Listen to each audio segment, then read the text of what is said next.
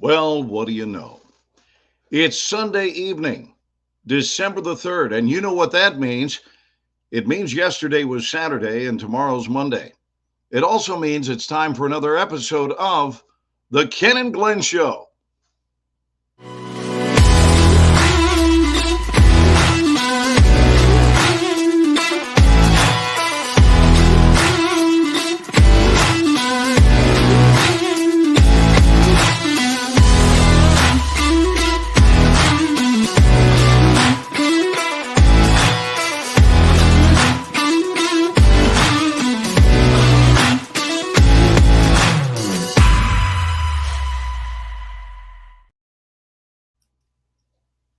I don't think the video was playing. It was playing. I didn't see anything. It was completely black on my screen. But we're here, and people are going to give us feedback and say, guys, you looked like you were off to such a great start, and then the video didn't play. It played. It didn't play on this end. I'm telling you, it went. I'm looking at it. It played. Okay. Somebody's watching. We got people watching. Did y'all see the video? I saw the video. Okay. Well, I was talking in the middle of it because I was asking you where the video was. It was playing. Can we get a confirmation from one of our audience members? I can confirm just by going to our video. It's there. It was there. Yeah. All right. Fair enough. I trust you, brother. Hey, welcome to the Ken and Glenn Show. Yes, where we come rip-roaring right out of the gate every week. Problem-free. Hey, you know what? We're talking tonight about what matters most. So what does matter most to you? And that means, what is it that gives your life purpose? What is it that has you feeling good residing within your uniquely assigned sack of skin? You know, there's a lot of things that people get really worked up over, but at the end of the day, is it really all that important? Is it worth letting your blood pressure get out of control over? And it seems to be a good thing to talk about, because the holidays are a time when that certainly can be emotionally overwhelming or even volatile for some people who are around family members that they're not accustomed to seeing, or maybe there's been a problem, or the stress of travel. A lot of people are out on the roads. A lot of people are going to airports. Sometimes it's the only time of year where some homebodies do travel. Right. I travel all the time, so traveling at Christmas time is no different than traveling at any time of year for me. But in fact, if anything, I try to stay home during Christmas because I travel the rest of the year. So that's kind of nice. But what does this bring up for you, Ken? And certainly, what does it bring up for our audience tonight? Well, for me, I'm a huge fan of the holidays. I think that it goes. You said last night we were, and it's great on a fillet, by the way. What? The hollandaise. Oh my God. You said last night when we were in Longview, Texas, attending a we had a date, didn't we, Ken? We had a date. Well, your wife was there too, though. I understand. She was supervising us to make sure nothing went out of control, but that's true. But we had a date in Longview, Texas, watching two of my students who were lighting it up on stage. It was incredible. Right? Kevin Blake Weldon and Josh Mandrager, and it was top of the line talent. Hey, Cynthia, with just, sometimes there can be some best kept secrets. And these guys, although they did attract a nice gathering. Oh, Cynthia's coming to Texas for Christmas. Hallelujah, Cynthia. We did attract some, some folks, but these are guys that are deserving of being in front of thousands, in front of thousands. You said, though, as we were walking the down the sidewalk, somebody before or afterward. I don't remember, but you did say people have a tendency of being a little more kind during the Oh, during holidays. the holidays, Yeah, yes. which is true. They are. Most people, most people. Not all, but yeah. I So think I don't know. there are I like the holidays. It was always a point of stress for me as a child for whatever reason. you can't pinpoint what that reason was. I know what the reason was. I just, yeah. Just Just tired of getting slapped around. just the lack of abundance mindset that raged throughout the house that I grew up in. Um, from The View, who's The View? Who's that? I wonder if that might be McGinnis. It could be. It could be. Or it's The View, a talk show, and they see what's going on between us, and they're finding themselves envious. That is that's got to be Oh, it's Tammy. Tammy. Hey Tammy, we got to see Tammy last night. That was nice. Tammy came out and hung. In fact, she literally came out from Dallas. She I lived know. in Longview, but didn't happen to be in Longview when we were there. And she went, "Well, if you'll hold on long enough, I'll come join you for dinner." So she did, which was What really happened? cool. Where'd you go? There you are. Aren't I'm you messing. Aren't you I'm at the messing controls? around. You're at the helm, dude. Yeah, I'm messing around with the controls, just playing around. Okay, well, any Seeing. malfunction can be. The Pine Curtain is way better than the View. Yeah. Yeah. Sue is here from Ohio. I love it. Sue, hey Sue. Sue's Ken and I like to amazing. keep you guys guessing as to when we will be on. We used to do this every Sunday night with Scott McCain, and it was wonderful. And It then we was. hit a wall where it was just a little bit too busy to do this. There's Jay. Yeah, J.D. Walters. it was great seeing you too, Jay. Yes, it Wonderful was. spending time with everybody. I hope you had a great day of filming. Jay is our director from, hey, John Bonser. Look, they're flowing in, Ken, in honor of the You're a holidays. mean one, Mr. Jay Grinch. was the director of our movie Grumpy Old Santa, and Yeah. they're now doing another movie also in the same area in Yeah. Longview. They had an evening of filming over in Kilgore, Texas, not far from Longview, and so we went there en route to the concert. Yeah. But Ken, fun. I think it's got a lot to do. What matters most with what you think is available. And what you think is available has been largely formed by what you've seen be available Yeah. in others' lives, but especially in your own life. So, for example, I think it's difficult for people. It doesn't mean they can't be guided into a deeper understanding, because certainly they can't. Yes, you have an emergency. Yes. Just I don't know if you've ever met my buddy Paul Williams, but Paul was a quarterback with the Houston Oilers.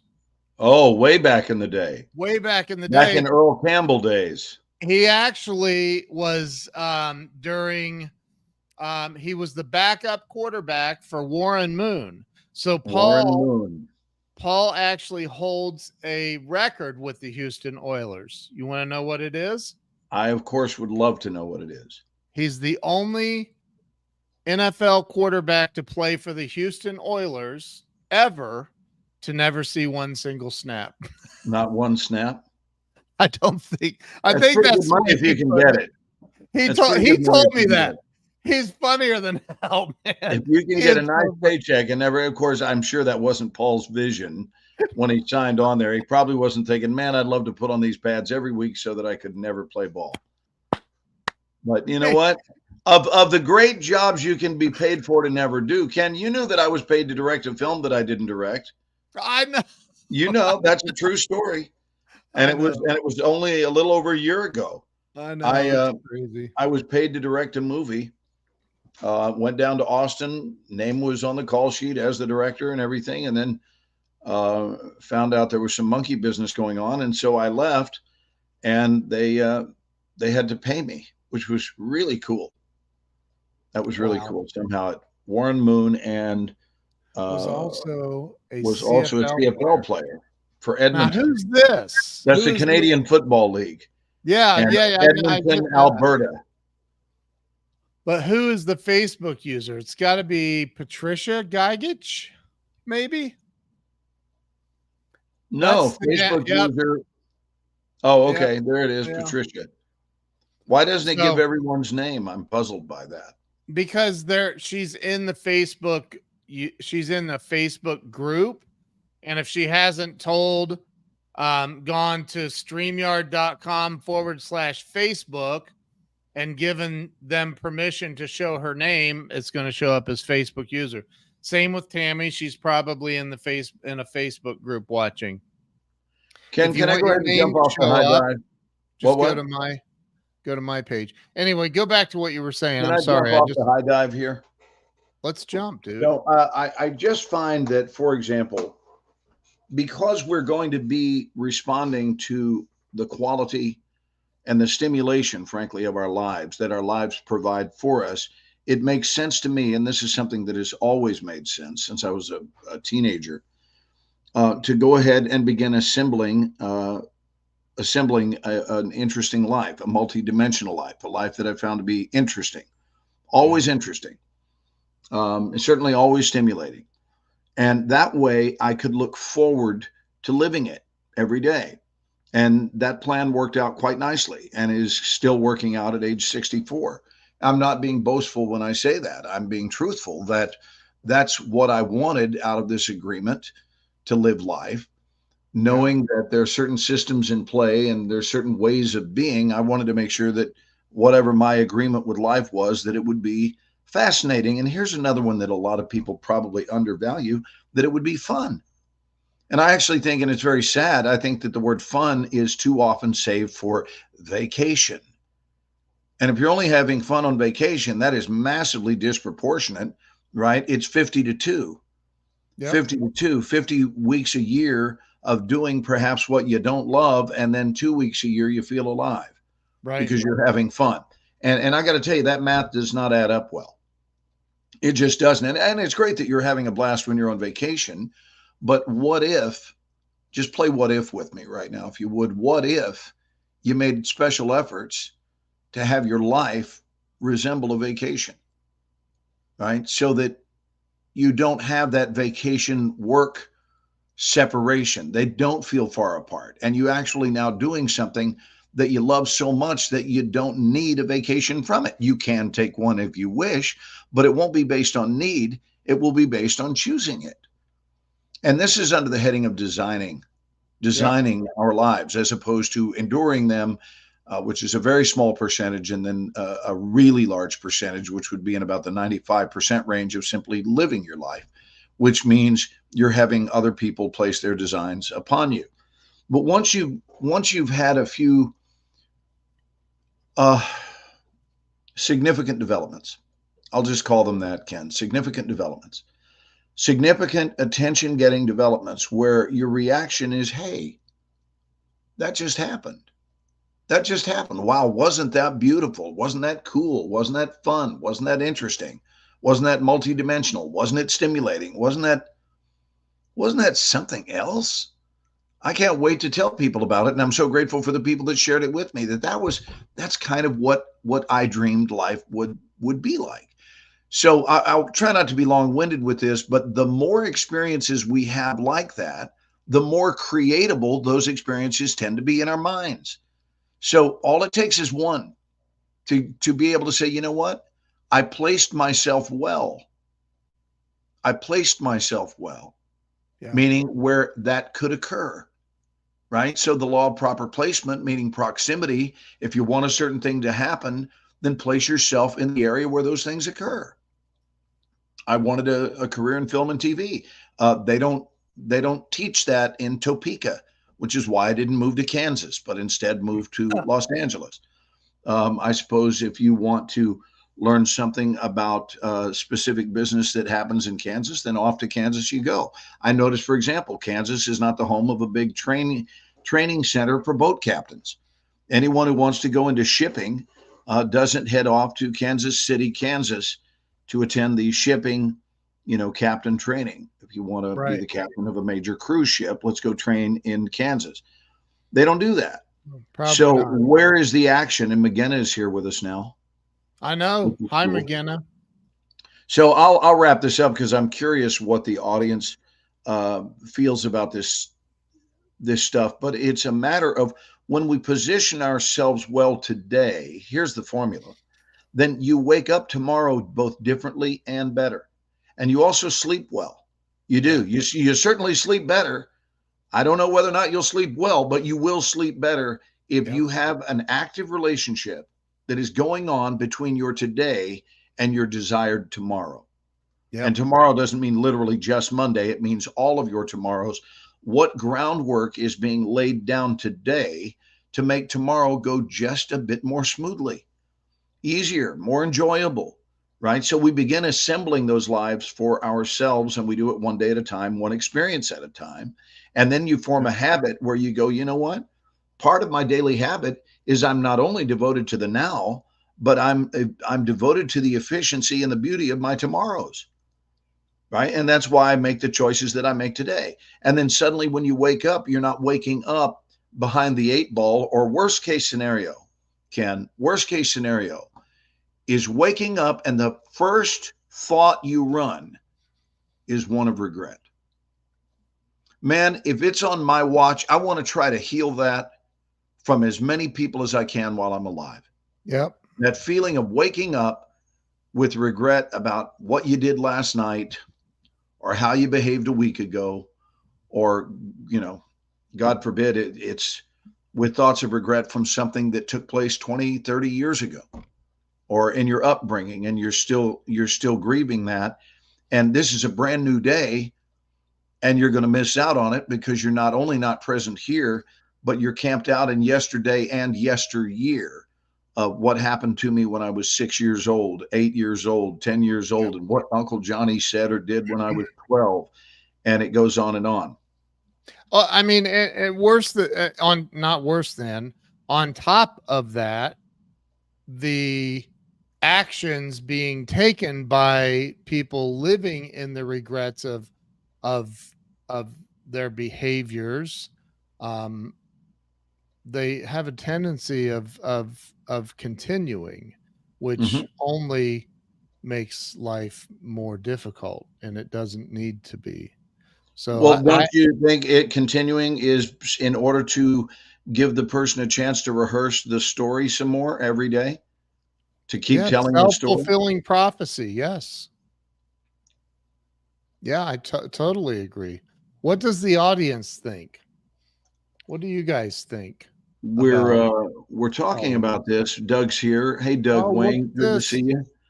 We're talking about this because on January the 6th and 7th, Ken Walls and myself are going to be doing our first ever seminar. We've spoken on stages together with other people, but the first official Ken and Glenn show, only it's the Ken and Glenn seminar about life enrichment. And it is going to be held here in Dallas, Texas, now that Ken is a fellow Texan, which I love that he lives here. That's really beautiful because in Ohio, we didn't see each other very often. And anyway, so mark your calendars for anyone who would like to come spend time with us at Dallas. And we only need one of you to attend because the price is $1 million. And that will make it very lucrative for us at $500,000 each. So again, we're only really seeking one participant. We just need one audience member. That's it. Simple. I'm kidding. That is hilarious. McGinnis says she's in at $1 million. She's in. That is so funny. And that's her level of prosperity. Doug immediately said, I'm out. Doug, the guy that has $1 million. Right. The guy that could do it very easily says, no way, Jose. That's funny. It's funny you said Jose because Jose is watching. I just saw him. Jose Garza? Yeah, Jose Garza's here. Cool. I saw him. Cool. That is too funny. No, it's actually a stunningly even affordable price. We're kidding about that, but we're getting the details set up now as to where it will be held. And we do know this much. We'll welcome the team coming in on Friday, and then it will be a 2-day, not a 3-day, but we'll just be with everybody to greet them on Friday evening. And then we will start not early morning.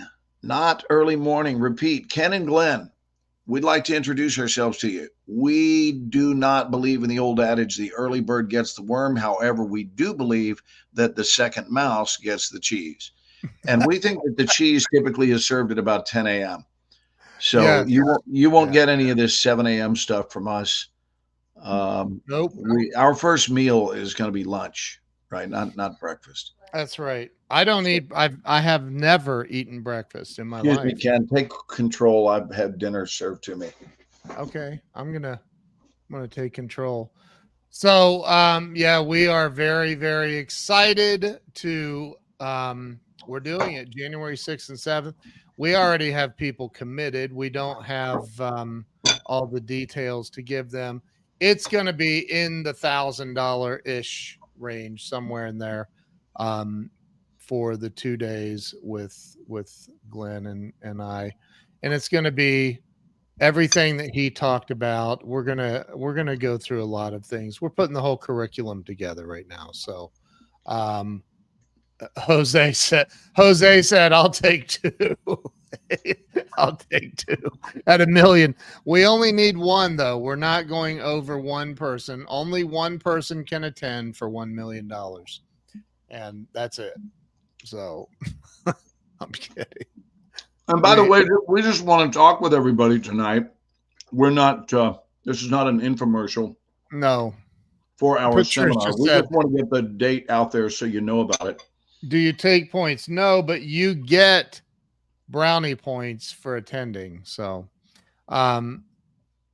we don't take points though. Points. I'm eating dinner, Ken, if you want to put me on a small screen.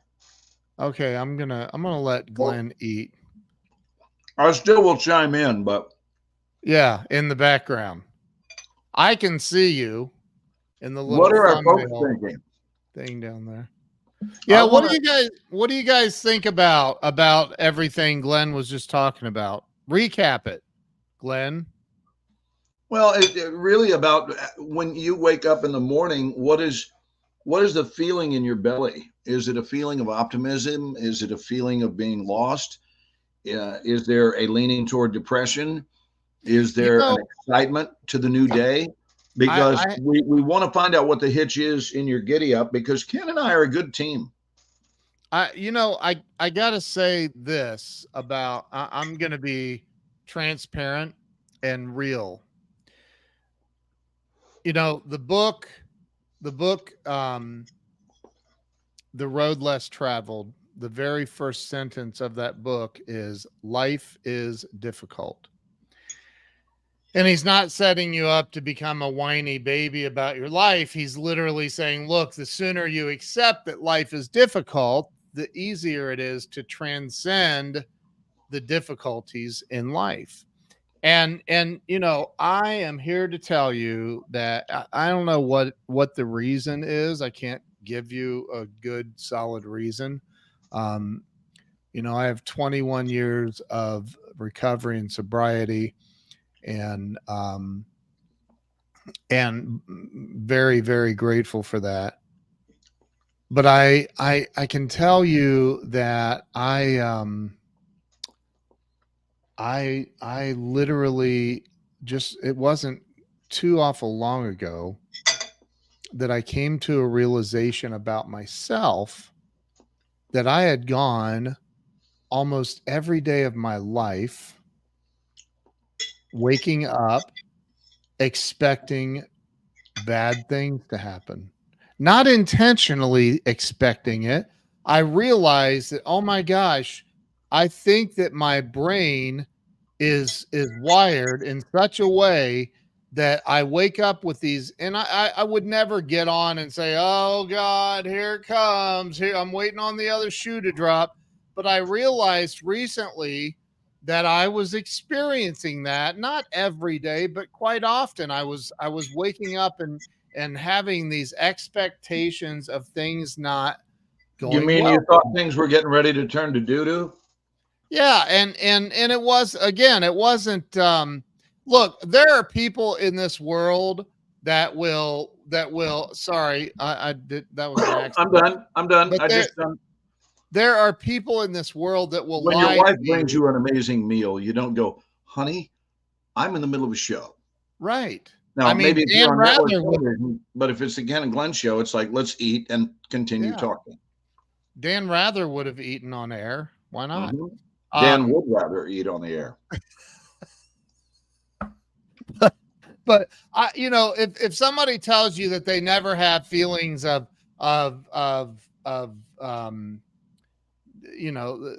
they everything's always perfect and they never have negative thoughts or feelings, they'll lie to you about other things too. The fact is we're all human.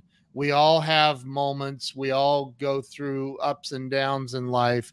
And at the end of the day, I realized recently that, man, that's an issue that I need to address. And when I say recently, I'm talking within the last few years. I discovered this. And so now when I wake up in the morning, I consciously make an effort to start having positive thoughts and speaking out loud about how the day is going to be. And I start creating my day in that moment in thought and prayer and meditation and whatever. And I literally start manifesting the day that I want to have instead of what I don't know, my horrible mind wanted me to have. I don't know what it is, but I got I was able to change that. And anyway, these are things that we're going to talk about and all of that. So Uh, I want to provide a takeaway. Indeed, Jay, the tongue is a major weapon. it is. Uh, but if I may, Ken, Hi, I want Lynn. to tell you what I see pretty much every day, in the world. What would that be, Glenn? Well, I'm glad you asked. Hey, Let me tell Glenn, what would that be? you. Okay. So it is the casting of the die of the way it is. When the way it is not the way it is, it's the way it's been. It's not the way it is. And I want everyone to just chew on that. I don't care if there are 800 of you here. We know we get a lot of replays. I had a lot of people tell us how much they enjoyed the show we did on Saturday. Ken, and it was great, or on Friday, excuse me, it's Sunday. So Friday Yeah. night we did a show.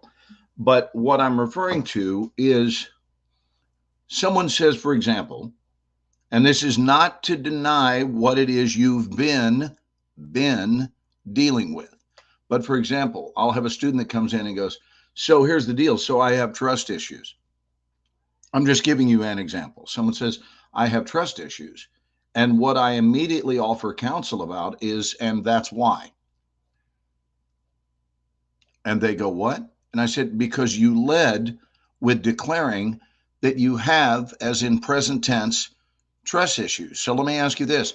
How can you not have trust issues when you're busy having trust issues? And while it could sound like funny wordplay, I'm telling you, this is life changing. Yep. And I hear it. This to me is the most, I'm going to label it the most prominent violation of power. People vetoing their own power by sentencing themselves all over again to repeat the pain and or weakness that they sentenced themselves with yesterday and yesteryear, deciding to vocalize it and make it true all over again today. When in fact, it is just as honest to say, I've dealt with trust issues or I've had trust issues. Well, up until when? I don't know, about 4 seconds ago. But I've had a rock solid last 4 seconds. And this is not a joke. In other words, I've had a rock solid 1 second. Watch that. And there's another. And there's another. And there's another. And so now I've strung 3, 4, 5 seconds together. And now I've got 10. And now I've got 30. And now I've got an hour. And it occurs to me that right now I'm feeling really good. Right now, in this moment, I don't have any trust issues at all. And I'm just creating this teaching only because I've Yep. heard it time and time and time again throughout my life. People declaring what's so, like the person who said to me years ago, I never book at Fox. I said, so why are you going? Well, because it's for a series regular role and I'd really like to get it. I said, but why would you read when you know you never book at Fox? Never is an enormous word. Now, I've not yet booked at Fox is very different than saying I never book at Fox, because never Amen. is sentencing the future that you haven't even stepped into, although now you've stepped into it mentally because you've created a script for yourself, which now turns into a self-fulfilling prophecy because you decide you never book at Fox. And man, it was bingo, bingo, bingo, ding, ding, ding. I think we have a winner. All a true story. And it comes from, and I will not name the actor, but it was actually a very prominent actor who's a dear friend of mine who had slipped into a bit of a rut. I don't know if you've heard this story, Ken, but here's what they said to me. They said, man, I could use some audition coaching because I'm in a bit of a rut. And I said, what kind of rut are we talking about? And here's what he said. And it still cracks me up today. He said, Glenn, and he looked right at me. He said, Glenn, in 4 months, it'll be a year. Now, I hope you guys are laughing. Oh, I hope my you're God. laughing at that. He did not say 8 months. That's not how he described it. And, 4 months is a long time. So what this creates is what we call a mental forecast. He said in 4 months, it will be a year, which means he had already decided that this is probably going to continue for at least another 4 months. So now he's playing the game of I've been in a rut for a year, when in fact, he's only been in a rut for 8 months. Yeah. The mind game. And I said, could you please repeat that? He didn't even see what he didn't even, wasn't even aware of what he'd said. And I asked him to repeat it and he couldn't. And I said, okay, so I'm not making fun of you, nor am I giving you a hard time. I want to tell you what you just said because it's one of the funniest things I've ever heard, what you just said. You said, Glenn, in 4 months, when I asked you, what kind of rut are we talking about? You said in 4 months, it will be a year. So why have you decided that? Why can't you just as easily decide that come Monday, which is when your meeting at Fox is, when he goes, well, it's just that, I never book at Fox. I said, aha. So now we have symptom number 2. I never book at Fox. Okay, so you've convinced yourself that it's going to last another 4 months and you never book at Fox. If I were you, I wouldn't go. And then, of course, that pissed him off when I said I wouldn't go. And I said, I'm not playing. Why would you go attend something you expect to suck at? So why don't we find out what's really wrong? Because it's certainly not your acting skill set. You're a marvelous actor. You're known and you've had a rut, but it's eminently fixable because your rut is proportionate to your level of expectation, following the old adage that life eavesdrops upon our expectancy. So you're expecting it to suck, which is whatever you're expecting, you're creating. Yep. Whatever you're expecting, you're creating. And so the moral of the story is he went to Fox on Monday and booked a new running role as a series regular. Because all we did is fix what really was the problem instead of wasting time fixing what isn't the problem. And I think a lot of people do this, Ken. I think a lot of people will fix what is not ailing them because they're treating things at the level of symptom and they're not addressing causation. So if you address the cause of why you're experiencing the symptoms you are, then your life changes. And that's all there is to it. So these are the kinds of things that, that we talk about in these seminars. This is also a no pitch fest, by the way, meaning that nobody will be there. And we need to explain that to people too, because it is going to be in the $1,000 Why don't you tell them what a range. pitch fest is, Ken? Well, look, most seminars that you're going to attend, and I don't even want to call it a seminar because we're limiting it to a pretty small number. We're thinking around 30 people. We may, if we see a huge, a lot of people want to come, I can get a bigger room and maybe go 50 to 100, but well, I don't think we need to go bigger, Ken, because 30 people is $30 million. Can't you live off of $30 million? I know I can. But so, most of these that you go to, they get people to sponsor the event. They'll have tables out there. Yeah, Those we want to have sponsors that. get up on stage and they pitch you whatever it is they're selling. And we're not doing that. It's more of a mastermind that you'll have Glenn and me will both be there, and we want to help you in your business and in your life, and that's what it's going to be about. We genuinely, truly, both of us, if we could do this for free, we would do it for free. We already do a lot for free on these calls. So and we've We've done been doing this show for 3.5, almost in March, it'll be 4 years. That's insane. And 4 years worth of value, and every bit of it has been free. And Every we're last better off from it, Ken. You're better off. I'm better off. It's impossible to give without receiving. That's just the law of it. And we And started look, this program up. Here's an example. You Josh, tell the story. so Josh came on the other night and he played. He's a fabulous musician, unbelievable. I mean, the guy is amazing. Daryl, who's the president of Platt College, right? Platt College or University? Platt College in Ontario.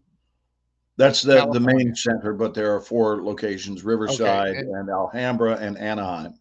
And I don't know, is he the president or I'm not sure of his He title. is the COO, if I remember correctly. COO, he just said it.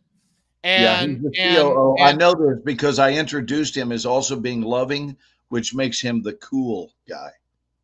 And so long story short, Glenn's like talking about. Oh wait, I didn't share this out, Ken. Dude, go share it out. I put it. Tell the story. I'm going to share it out. I put it in your groups. So Glenn, I don't even remember how it came up about the national anthem, but Josh was like, "Oh my God, it's been my dream forever to, since I was 16 years old to sing the national anthem." And now him and Daryl are talking. I don't know if that's what'll happen, but you never know, and that's the other thing is I live to connect people. That's what I do. I love connecting good people to good people. So, that's what we're talking about doing here is helping people grow. And quite frankly, if you can walk out of a 2-day mastermind / seminar with Glenn and me, and you're not better for having been there, you weren't listening. It's just that simple. You just weren't listening. So that's what we're doing January 6th and 7th right here in Dallas, Texas.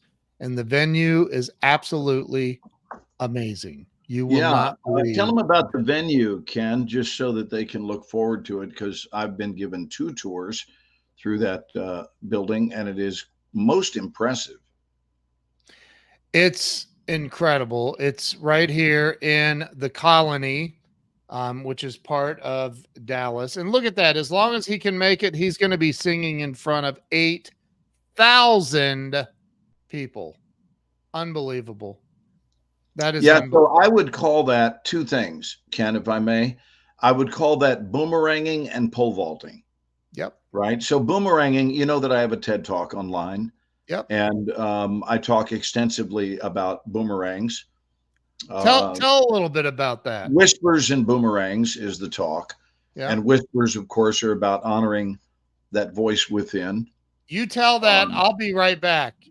And boomerangs, you guys can see it. It's not a long talk. TED Talks, of course, are 20 minutes or less underneath. I think mine was in the 18-minute range. But TED Talks are just great. Very, very interesting stuff on any subject you can imagine.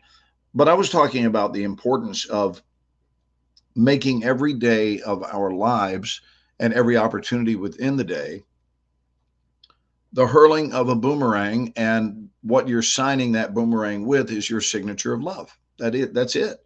It's an investment of love that takes a few minutes of your time to be nice, to be kind to somebody, sign it with love, and hurl it into the sky, and then forget about it and have no attachment to it, no requirements about not only when it returns, but how it returns and through whom it returns.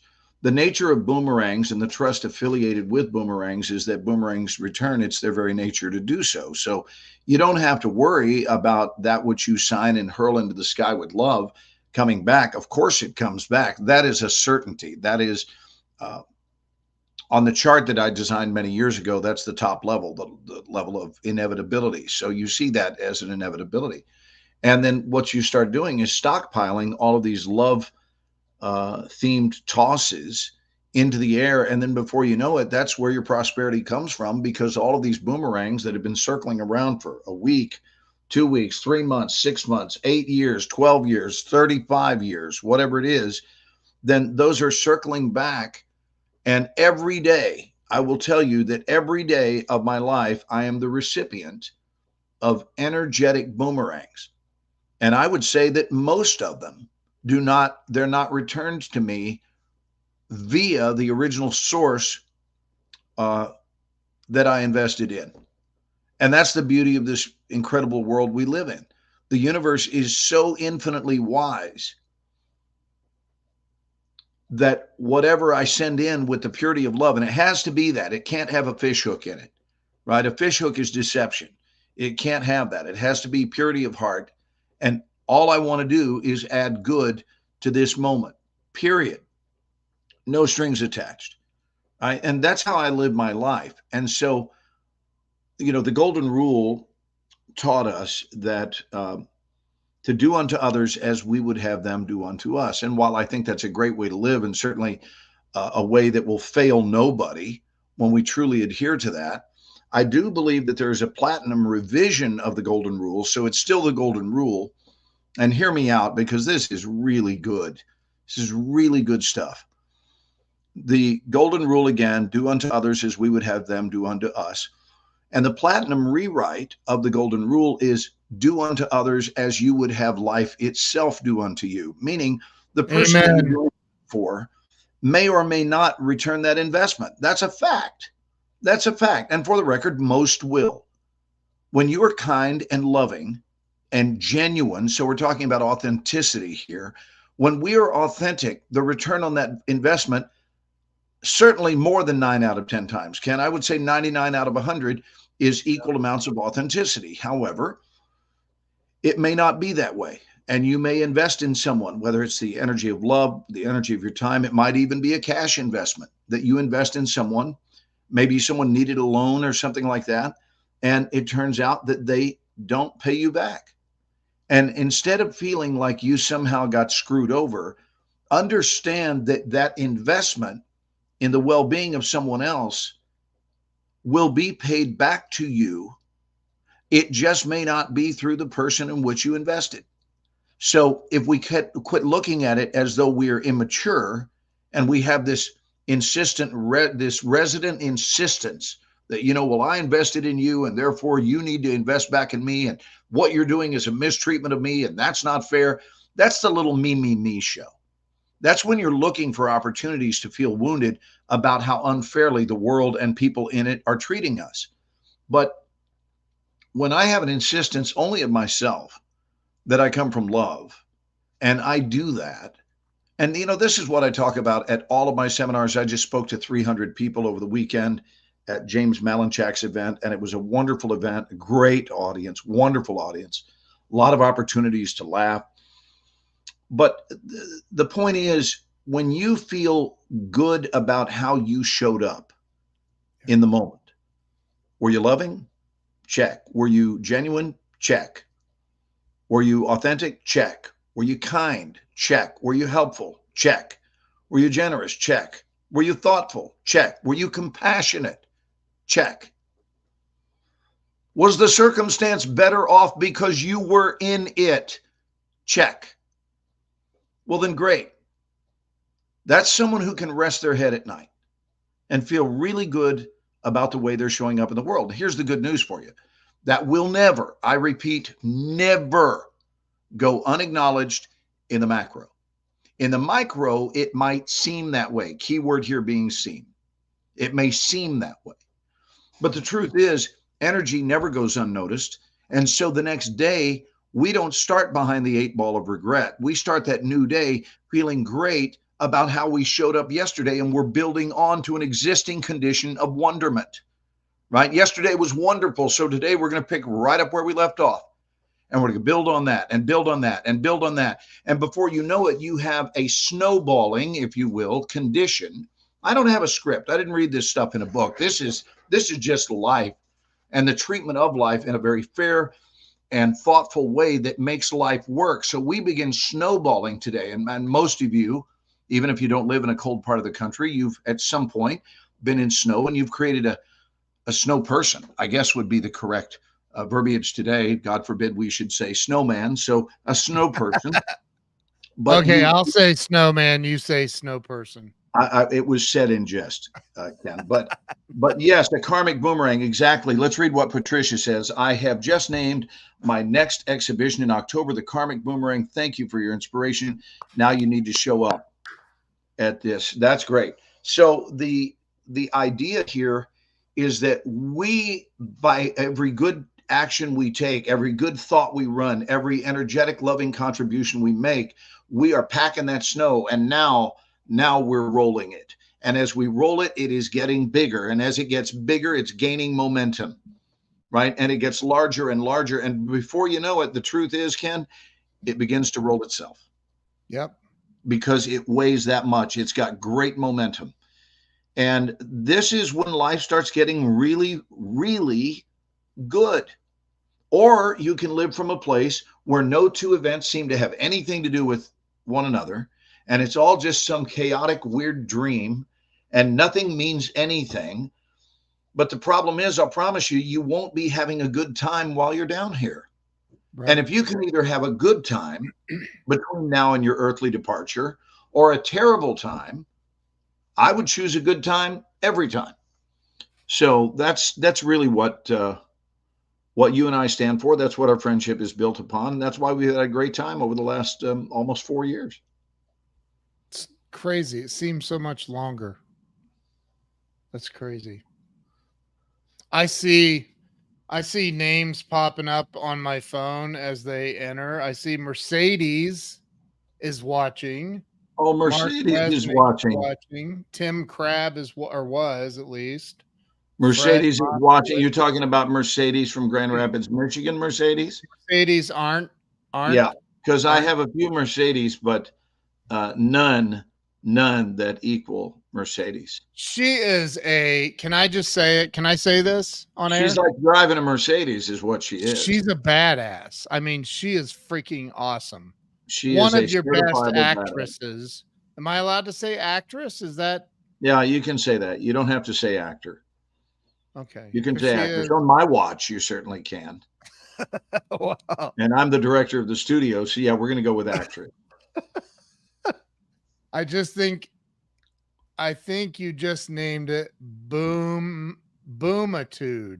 Oh, Tim's still here. He said, I'm always here for some Ken and Glenn. That's awesome. And JJ is laughing at, you remember JJ? We just had lunch with JJ. He bought us lunch. Do you know how much I will, do you know the name of the college I will never be the president of? What? The College of Ways in Which You Can Feel Sorry for Yourself. You know, I'll never be president of that college. Let me give you another college I'll never be president of. The president of the College of the Easily Offended. So that's another whole story. Don't even get me started. If you are looking, I want to look right into the camera and say this, Ken. If you are looking for ways to be offended by everybody in this lifetime, all I want to promise you is that you will be quite successful on that campaign. Yep. Because we can all be offended if that's what we're looking for. But, Darlene's going Betty by. Rocking in at bedtime. Hey, Darlene. Hey, Darlene. Look, JD was offended by what I just said. He is, of course. I do not hang out with those that are easily offended. You know why? Because every moment you're walking on eggshells. Oh my out of gosh. concern that what comes out of your mouth next is going to have some sort of adversarial response, and then the whole world stops spinning on its axis, and you just go, "Oh Dude, God." I can't do it. I just can't do it. Yeah, I, well, I don't do it. I don't. Yeah. No. I don't do it. I'm offended that you're offended. But we I joke thought he was about going to say that. I was offended that you're not offended. Right. That would But be a hell of a platform to talk from. Is I'm offended that you're not offended. there literally are people though that, and it's not a little percentage. It's a big percentage of people that live their life that way, that they literally walk around on planet Earth looking for ways to be offended. Yeah, And well, you don't, and that's why I love you. live and let live, man. That's what I say. Like, just live your life and be a good person. Paul Williams, who I don't know, I don't think he's still watching. Maybe he is. I don't know. But Paul posted on LinkedIn today. He said he posted this graphic that said, oh my gosh, I literally I'm gonna go look it up because it is so freaking funny. I'm gonna look it up. Talk about something to fill in the. Well, first of all, did you see these great comments? Patricia said, "You will be too much." I'm assuming you meant for some people and left out the word for. Is that correct, Patricia? You will be too much for some people. Hint: those aren't your people. And Right. JJ says, "I'm only offended when no one is offended that you're offended." Right. That's Right. cute. I like that. So Paul posted, oh my gosh, where is it? Did he delete it? I laughed I'm at here for you, Patricia. I'm here to fill in the words I knew you meant to use. Here, there's his post. Can you read that? Yes, I can. Stop being an asshole. There. Now I'm your life coach. That is funny. Well, good night, everybody. I think Ken summed it up best. That is so, dude, that is On so that note, funny. happy holidays. That's actually very funny. That is so But funny. you know what? That's some pretty rock solid life coaching. It really is. I mean, if you really think about it, if we can overlook the humor aspect of it and really see if maybe there's something to be gleaned from that. Sean says it's the modern day version of Bob Newhart.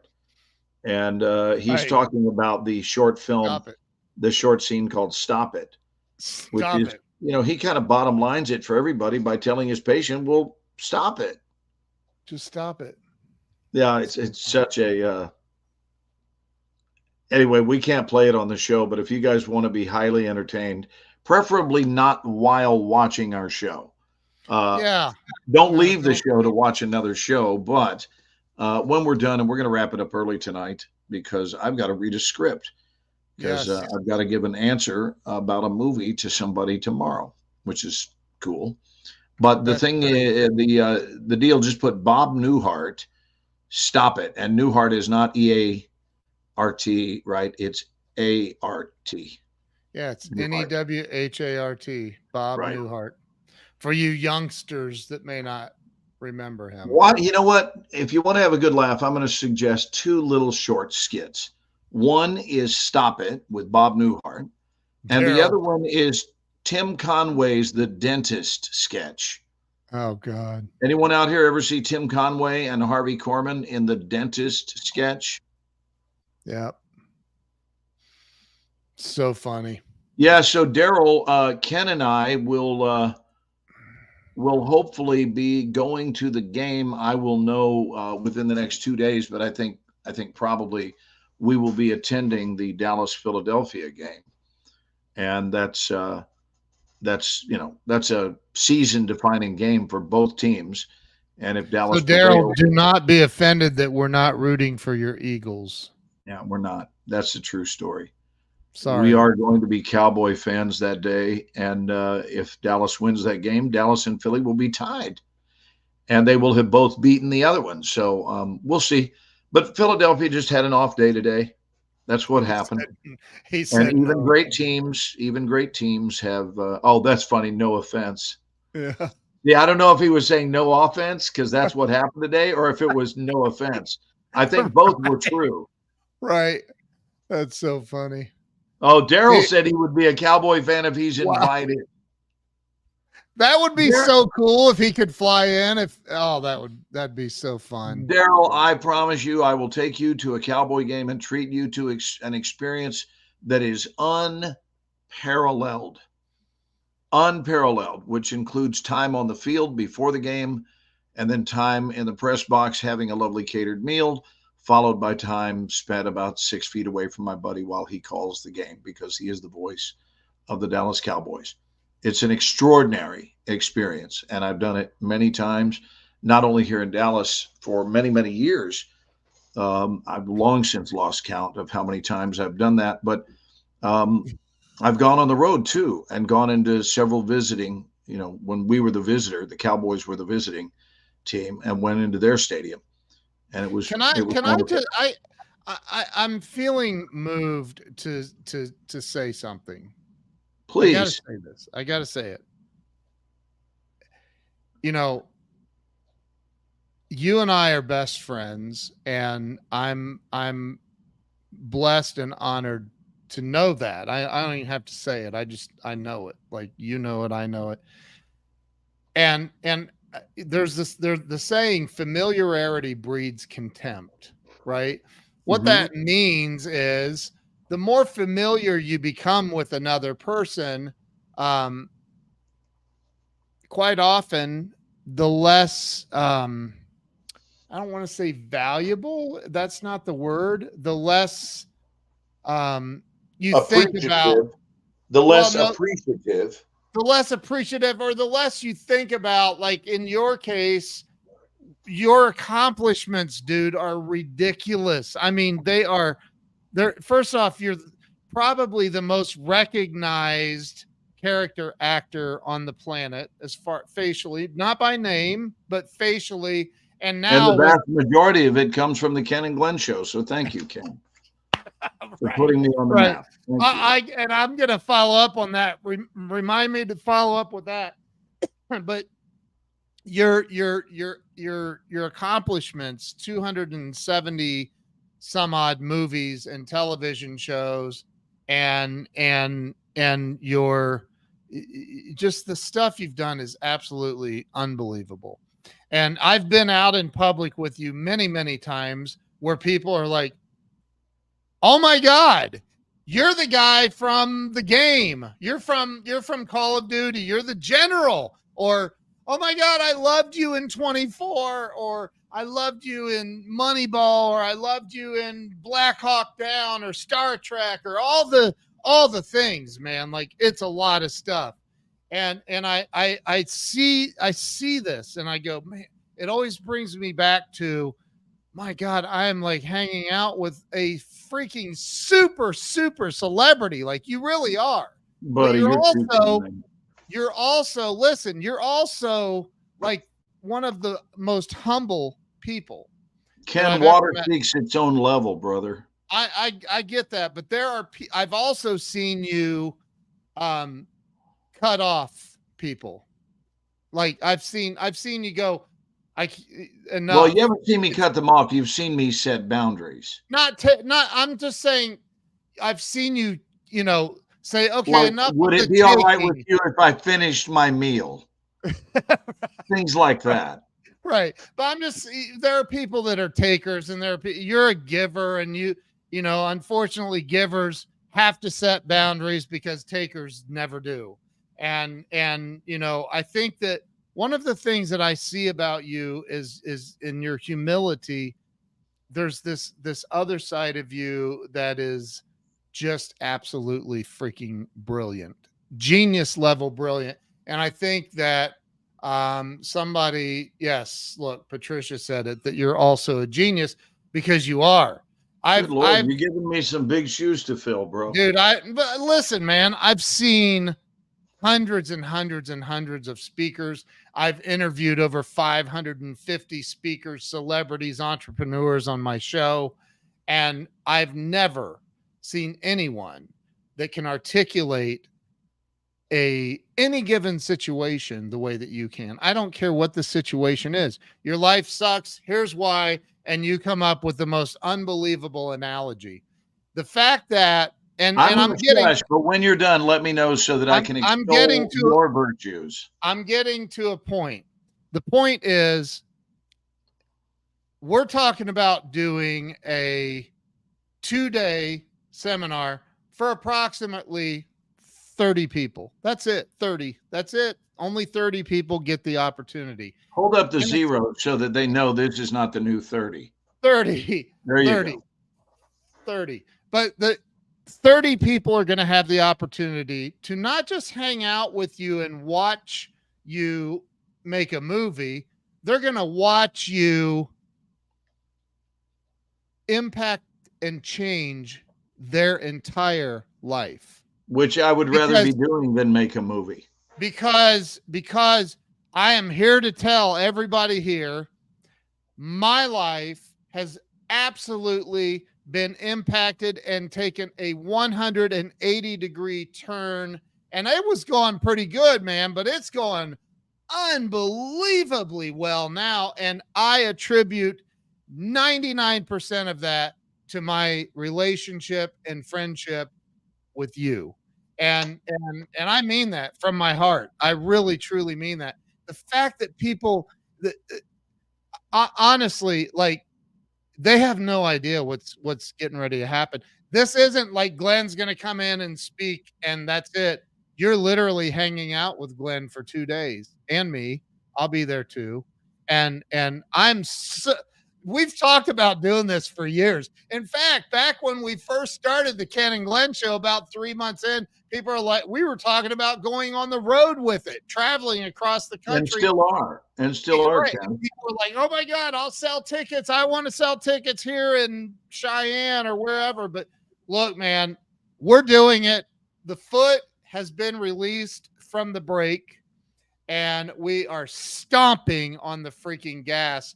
We are going to change lives all across America and maybe across the world if we get a big enough global audience. So if you can make it January 6th and 7th, we're providing lunch and dinner on Saturday, lunch on Sunday, 2-day event. It's going to be in the $1,000 range. We don't know exactly. So one of the ways you can break that down is the meals are approximately $333 each. And then the seminar is for free.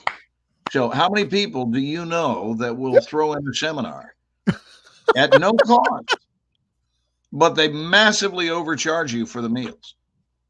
Oh my God. That is so funny. Anyway, I'm telling you, man, because you say you'll call me and it's random. Sometimes you get really busy and you'll call, hey bud, I'm on my way up to your house in Salina. Let's go grab lunch. And I'll be like, okay, no matter what, I'll clear my schedule. But I called you jacked up on Friday, didn't I?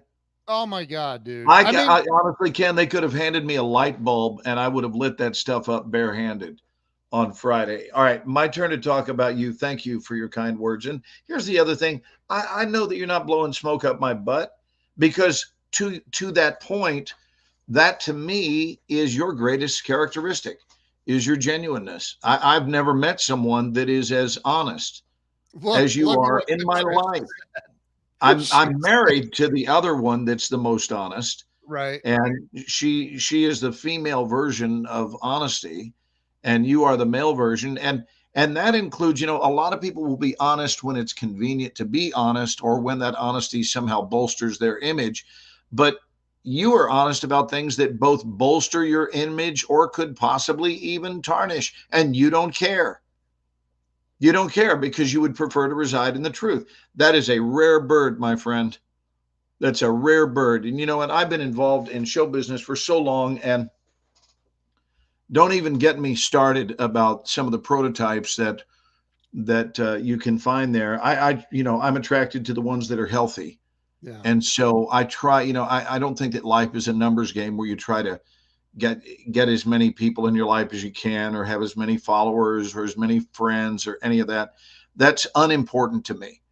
But when you have just a few keepers, that you can count on, and that they will always be truthful with you, and you've already decided you're going to go the distance with those people. And now what you do, this is the maturity of a relationship. In a mature relationship, you will stop auditioning the other person. Just like if you're casting a movie, once you've auditioned the person, you don't keep auditioning people right and left. At some point, you have to make a decision of what you're going to go with. Now, obviously, if the person is messing up, that's a whole different story. But the idea that in a healthy relationship, if you've got several replacements that are waiting in the side of the auditorium, we call that in the wings. If they're waiting in the wings, it's very tough for that person to feel secure in the relationship. They're not going to feel secure in the relationship, because they're going to be, oh, wow, he's my replacement and he's my replacement. They're looking at him as a replacement. He's my replacement. I think about all the series I've done over the years, and those would not have felt great if every time I looked to the left and right, there was someone there that was a replacement. So you've been cast, you've been chosen, you've been sought after and sought out. And I'm really grateful that God bestowed you upon. I don't think it's that you were placed in my life. I think we were placed in each other's lives. Amen, For dude. a friendship that would be mutually beneficial. I don't think God brought you to me or me to you. I think it was a beautifully, harmoniously orchestrated thing. It absolutely had a mutuality in its theme, and I'm grateful for that. Jay is another guy. You and I have talked about the purity of Jay as Oh his my God. primary trait, and that's not said to kiss his butt, because for starters, I don't need to kiss his butt. I don't need to kiss anybody. And Right. you don't need to. And if you're caught up in any kind of butt kissing, listen, learn this from the Ken and Glenn show. If you're caught up in any kind of butt kissing in your life, that is not a genuine relationship. Please stop doing it right now. Because for starters, if you are butt kissing with someone, they already know it. If you think that you're fooling them with your cleverness and that they are not on to what's really happening, just trust me from experience. They are way ahead of any scheme that someone might pull on them. So just thank you for not operating that way. Thank you for keeping your agendas pure and fair and reasonable, and just for the huge heart you have. That's what you and Jay have in common. Jay has a purity of heart. He is as genuine as the day is long, and a pleasure to have made a movie with, which is why I think we fared well on Grumpy Old Santa, because this film led from the heart. So any challenges we had, anything that we had to change or adjust along the way, is done from the spirit of unity. Yep. Right? Not one of power and control or dominance, but one of we're a team, and we're gonna handle this. And when it's all said and done, we know we're gonna have a good movie, and we decide that in advance. So anyway, Ken, you're a cherished, not only brother to me, but you're a cherished member of the world. Thank you, And brother. that's something that I hope you are completely aware of. God knows I tell you, this is not the first time I've told you, and I tell you privately and publicly. But I know a lot of people who are nuts about you, and I get to see them every Thursday night when I come into your room. Those guys adore you. And not everybody would be able to hold court. I think holding court is evidence of your charisma and the ring of magnetism that surrounds you. If you don't have charisma, if you don't have magnetic energy that is favorable, you're not going to be able to fill up a room where people come to study with you week after week after week after week, unending. And they do. And McGenna, I introduced you to McGenna, and vice versa, you to her, her to you. And she immediately saw how magnetic you were. And I think she signed up to join your program that very week, didn't she? Maybe the next day? That night. That night. Okay. So she tied the world indoor speed record. Instantly. It was unbelievable. She said, "Wait a minute, you guys, you have where? How do I do this? Where do I sign up?" And I told her, and literally 3 seconds later, my phone dings that I had a new member at the Grow Live Academy. It was unbelievable. I was like, "McGinnis, you didn't have to sign up right now." She's like, "I don't play around, man," and she just boom did it. Yeah, and she is one of those people too that when you include McGinnis on the team improves dramatically just via her presence there. Ken, I need to clear up something, lest there should be any concerns from fans of the Ken and Glenn show. I want to let people know that I do have more than one jacket, but I wore this the other night on Friday. We did. It's my X-Files jacket. You talk about something that has held up beautifully over time. I guest started on the X-Files in 1998. This jacket is 25 years old. It's a fleece jacket, hoodie, right? This is my gang member self. Maybe we'll do gang night, only with the glasses. It doesn't look very gangy. But, maybe yo, dude. Yo. I think, what do you think? Guys, drop a 1 if the gang look really works for the general. Can anybody, what's weird is I look like the head coach of the New England Patriots when I wear this. Oh my God. With the scowl on my face. Look at this. And especially during the season, the kind of season that they've been having, the scowl is getting deeper and deeper. Do I not look like the coach of the Pats? You guys know who I'm talking about. That's so wrong, dude. That's so wrong. You're getting all kinds of ones. Look, yeah. JJ's wife. Look what Daryl says. Forget about Easy E. It's Easy G. All right, my brother. I like it. I like it. I love Daryl, man. I haven't even met Daryl yet, and I can't wait to meet him. Oh my gosh. You'll love Daryl. Daryl's the best. We have a plethora of wonderment, right here at the Ken and Glenn show. We do. So I was going to share with you another major takeaway, and I got busy clowning around with my new gang look, and now I can't remember what I was going to say. I can't, and it's hard to take you serious when you're attempting to look like a gang. Will this help? No. Does that help you take me more seriously, Ken? Not much. No. Come on, man. Come on. Let's do this thing. Jay the Weatherman is the most. Oh my gosh! Here's Jay the Weatherman. My gosh! And the glasses. The thing about Jay with the glasses is it works great to talk about. We got tornadic activity coming in over the weekend. Tornadic. Patricia says I could wear a kilt and be number one. Be a gangster. Oh, and be one. Gotcha. Oh my gosh. Anyway, I forgot what I was going to say, Ken. It's a shame. It was something epic, I'm sure. I want to point out that JJ's wife, Heather, who we have not met, she's watching as well. How awesome is that, dude? That's beautiful. They're literally sitting in the same house on 2 different devices watching the Ken and Glenn show. But not the same device, not a shared device. It couldn't be, or they wouldn't. They'd show up as the same person. So it has to be 2 different devices in the same room. Wow. I mean, think about the 8,000 television channels and YouTube and Hulu and all the stuff, and all of these people. Not just the Steelmans, but everyone else is choosing us. Dude. I don't know about you, but on a scale of 1 to incredibly badass, I find that somewhere around badass. Anyway, so that's funny. Do you remember what you were going to say, dude? I don't, and it was significant. It really was significant. I shouldn't have sidetracked with the hoodie, and I'm not losing my mind. My thoughts are still very clear. I think maybe it was just about being jacked up. That when I called on Saturday, because it was something off of that, I talked about having a light bulb on Friday. Excuse me. Yeah. That when you locate what your favorite way to be plugged in is, right? I had this thought a couple of weeks ago that I shared with my students, which is, why would you fall in love with that which is not in love with you?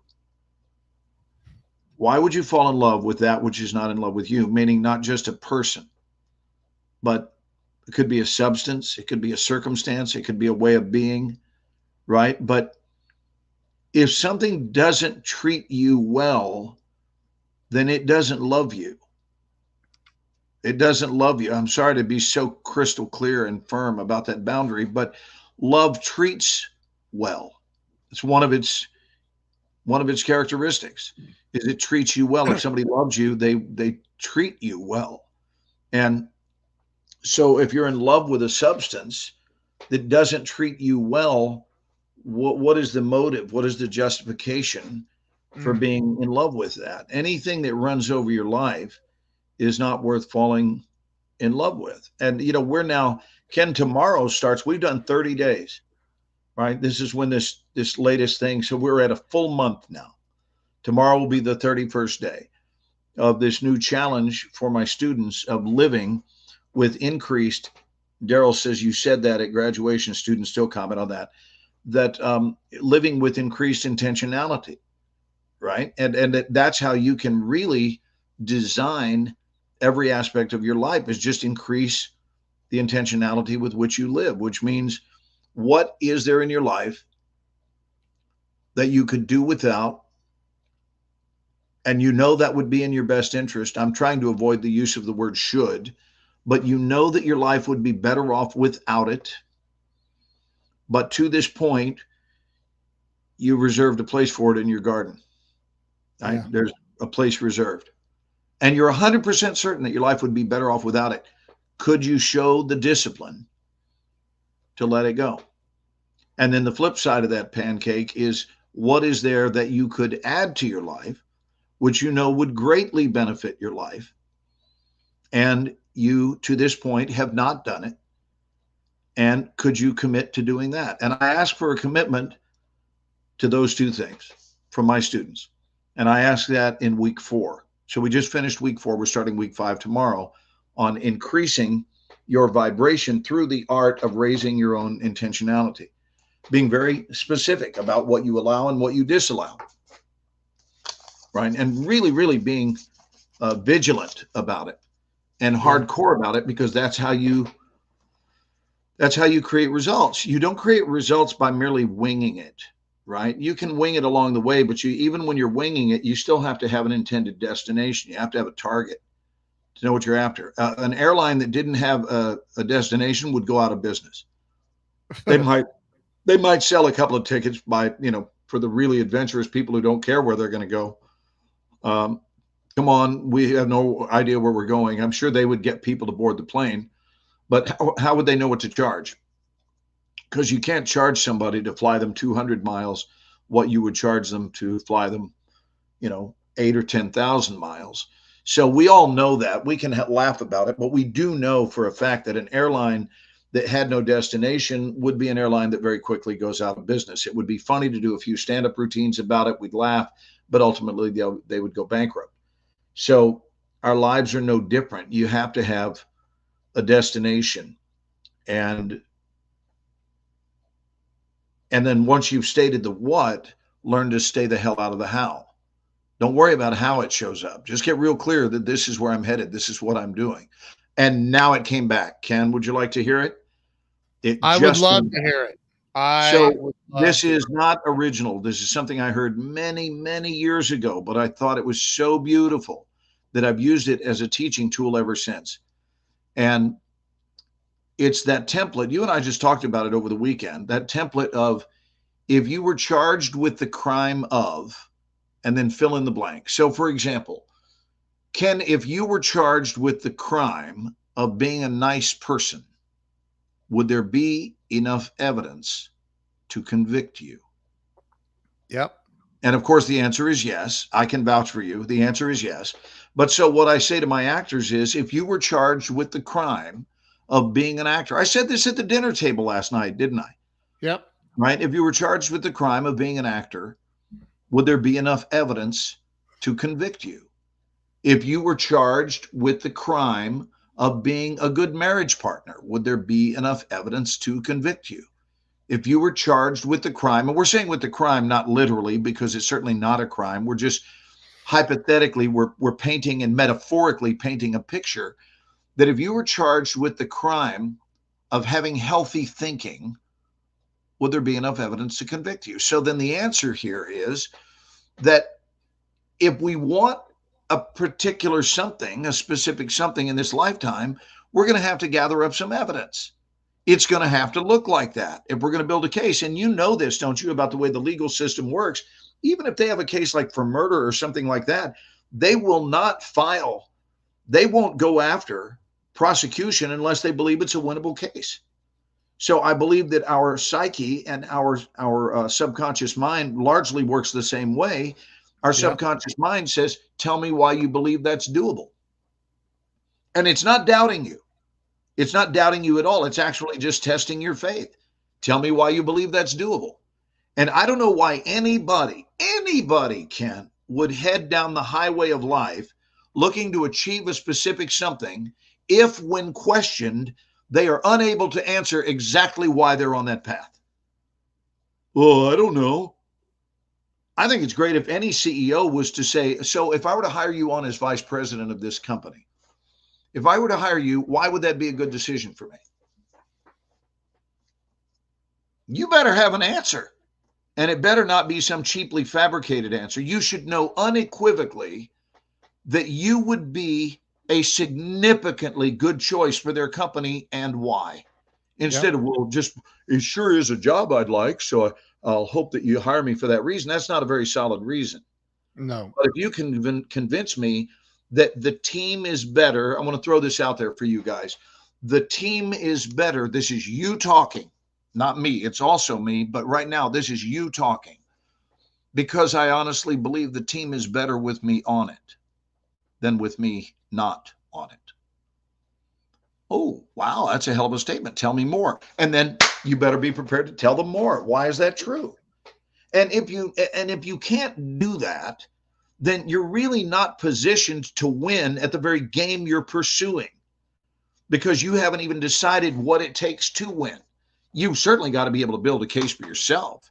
You can't look for a whole bunch of people to just root you, baby feed you all the way to the finish line. You've got to be able to tell somebody, I belong here. And they have to be able to see that. That's what the whole audition process has been about my entire life. And I've been acting for 53 years. So it's just something to be really, really clear on, is to be able to declare your worth and know that it's the truth. You eventually have to get off the breast. Yep. I always ask senior executive candidates what value they can add to our college. Well, there it is. There's Daryl doing exactly what I'm talking about. And I'll bet you he looks for two things. I bet you he does. I bet you he looks for an answer. And I bet he looks for some kind of clarity surrounding that answer, meaning it doesn't take them a year to formulate an answer. He asks them and they go, here's my response. And it's because it's in the forefront of their thinking, because that's how much they believe it to be the truth. If they go, well, could I get back to you in a couple of weeks on that? I'm sure he just scratches them off, Quick and decisive. There it is. Absolutely quick and decisive. If you ask your spouse, you still feel love here? If they go, well, that's what we call an indicator. Yeah, that's an indicator. In poker, they would call that a tell. So the speed with which you answer is huge. Anyway, this is all just good life food, and it's what we do on the Ken and Glenn show. And I'm telling you, like I'm excited about January 6th and 7th, the event, because we go deep in person. I mean, Glenn is, and Patricia, if you're still watching, she's experienced Glenn live. Many of you have, a lot of you have not. It's way different than what you're seeing here. It's way different. His energy, being in the presence, and my energy, being in the presence of my energy and Glenn's energy and us together is just, it's on a different level. And then the things that we're going to be teaching is she said, I am here and I can say there are 29 seats. Oh, that's great. So, Ken, I want you to no longer market this as a 30-seat event. As of tonight, it's a 29-seat event.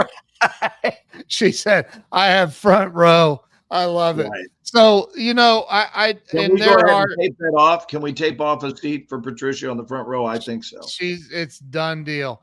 And here's the other thing. There are other people that I know. Connie is going to be there as well. Connie Whittick is going to be there. There's going to be a lot of people that I know have already said they want to be there. So, you know, one of the things that I talk a lot about and I teach, and you do too, but I talk a lot about Joe Dispenza, Dr. Joe Dispenza talks about the stories that we're constantly telling ourselves. And you know, those stories are stories that are literally on repeat every single day. 95% of or more of our every activity in life is being done on autopilot. It's happening automatically. If I said, Glenn, how many times have you blinked since we started? You don't know the answer. How many I breaths? do know this much. It's way less than most. Because I'm not an avid blinker and I blink Right. intentionally. Yeah, I That's blink. a little weird, but I'm an intentional blinker. I'm like that as well. But you know, I think that, you know, everything that's happening in life is on autopilot.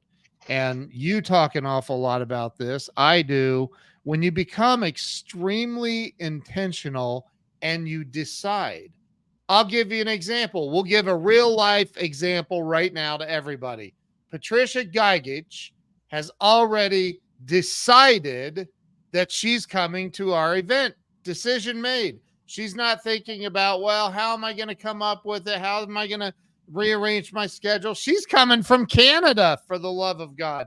Like, you know, she's not worried about that. She is a very intentional person and she lives in intentionality. And as a result, she already knows. She knows. She designs her life to be exactly the way she wants it to be. And we're going to be teaching a whole lot more of that. So anyway, I don't want to turn this into an infomercial. I am excited about it. We've talked about this for years now, and now we're doing it. It feels right. It feels great. And I am excited. So, Charles says, at my age, my blinkers are on more now than ever. That is so funny, Charles. So yeah, and good to see you, Sean. Good to see you. But you know, dude, this has been fun. I always love doing this with you. You know, it's really fun is to go on a road trip and play the show back, which is what I did this weekend. I told you. What'd you do during your drive? I said, I watched our show because I found it to be entertaining. In fact, you were having your wife call me from her phone to ask me questions because you didn't want to lose your place on our show on your phone. That's also true. I know. And also, I wanted the pre-recorded version of you. I didn't want to have anything to do with the live version. I'm kidding, buddy. That was a joke. Hey, wow. I want to tell them what I told you yesterday. I went to a library. Oh, yeah. Here, hold on. You need full screen. I blew it, Ken. I blew it. See, I didn't set it up right. Let me just. So I go into this joint the other day, and I look up, and this gal comes over the counter, and I say, "Yeah, I'll have the cheeseburger and fries." And she goes, "Sir, this is a library." I said, "Oh, I'm sorry. I'll have the cheeseburger and fries."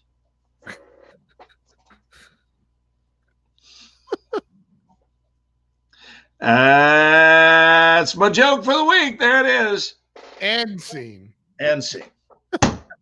Look, Heather, you're going to have lunch because you're going to get your husband to bring both of you to our event, and you can have lunch and dinner with us. 2 lunches and dinner. And Hey, you come Ken, to can the I ask you a couple of puzzling questions before we say goodnight? Yes. You know, when you don't drink alcohol, you're showing respect for a part of your body specifically that you might have been punishing. What part of the body is that? My soul. It's deep answers with Ken Walls. Is it also maybe your liver? Well, yeah, my liver. Correct. How's it pronounced? Liver? And if you're generous with money, you would be considered a Giver? correct. And if you jump from a cliff in Acapulco into water, you would be called a Diver? diver. Exactly. What is with our language? I don't know. It's like it's a liver, a giver, and a diver. And someone goes, well, why is that? Because, and we go, we have no idea. And we have to say that. I remember in 4th grade when they were teaching us all about the alphabet, I raised my hand and I said, so why is an L sometimes pronounced R with an R sound? And the teacher said to me, the L is never used as an R. I said, of course it is. And they said, no, it's not. It's not. It's L, like love, and handle, right? Or Right. like. And I said, oh, what about the L in Colonel? And that's why I think I was moved on to the 5th grade pretty quickly. It's so much fun to stump a teacher when you're 10 years old and you ask them about the L in Colonel. Is that right out of the How to Win Friends and Influence People book? It certainly Daryl. could be. Daryl is leaving. Daryl, you're saying goodnight for us because we're saying goodnight too. But yeah, I'm pretty sure that people bond with you when you're a smartass in 4th grade. Hey, our wives will also be at least part of the event. I think we can talk them into that. I think so. Yeah. All right, buddy. I've got to go read this script and make a decision. I'll be done reading at about 1:30 and then go to bed around 2 and be up at, I don't know, 9 and ready to teach my classes starting at 11:30 tomorrow morning. Jay, I wish you a good week on set if you're still here. I don't know if you guys have been shooting 6-day work weeks or what you're doing, but if you're working tomorrow, have a great day on set. And I hope the movie turns out beautifully for you guys. Nice meeting you too, Heather. Thanks, Heather. Love you. DB's saying night, fellas. DB, I wish DB was on here just so we could hear him do his Denzel. I didn't even know he was watching tonight. Yeah. You said back on the 9th. What do you mean back on the 9th? What is back on the 9th? You are? What do you mean by that, Jay? Back on the 9th. He's going on a cruise. Is he going on? He's not going on a cruise in the middle of the show. I don't know. A 5-day break. Is it a 5-day break for everybody or just for you, bud? Oh. Is the film doing a 5-day break? He said LOL. I really don't know. What is the 5-day break? I think he Yes to which question, Jay? I'm trying to find out. The film is taking a 5-day break. Is that correct? Or you are?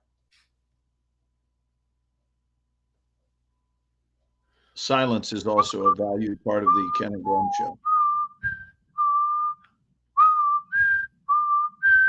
Jay has said yes multiple times, and I don't know what the answer is. I just know the answer is yes. Yeah, but not to which I think the film. The last question you asked was the film. Can you spell it out, Jay? What the 5 Film or me? Film. Drop a 1 if it's the film. Drop a 2 if it's there me. it is. The film is taking 3 a if 5-day it's break. everybody. The film is taking a 5-day break. Yeah. Well, that's nice. Awesome. All right. Well, when you resume, everyone, there you go. Now we know. Good to see you, when Charles you resume, Coachman. may it go seamlessly, and we'll see you soon. All right, Ken, I love you. Have a good week. I'll see you when you drop by classes, buddy, either tomorrow or Tuesday. Don't leave me. I'll hang with you through the song. Could you actually play the song? I did before, dude. I'm telling you, my screen went completely black. I'm sorry, there was a glitch. Did anyone hear the intro music tonight? Drop a 1 if you saw the intro. God bless you. We had a lot of people that came in later, so they weren't here when we first came on live. All right, we'll play it, and hopefully it'll play. I like what Grant Cardone says. God has blessed me, and now I'm proving it. Yeah, I like that. All right, blessings, guys. Make great choices this week. Choices you're proud of. See you next week. See y'all next week. Bye.